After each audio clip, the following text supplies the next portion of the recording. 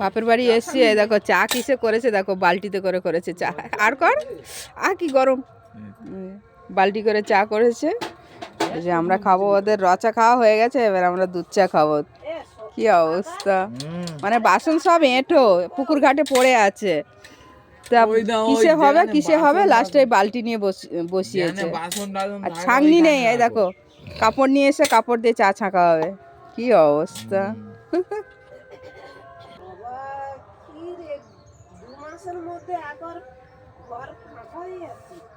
না চা ঠিক আছে, 3 জনের হয়ে যাবে। চামচও নেই, সাঁড়াশি দিয়ে কাপড়টাকে চিপতে হচ্ছে। দেখে নাও, নতুন আইটেম বন্ধুরা, তোমরা এইভাবে শর্টকাটে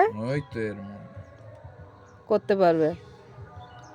চটজলদি উপায় এটা, যেটা বলে।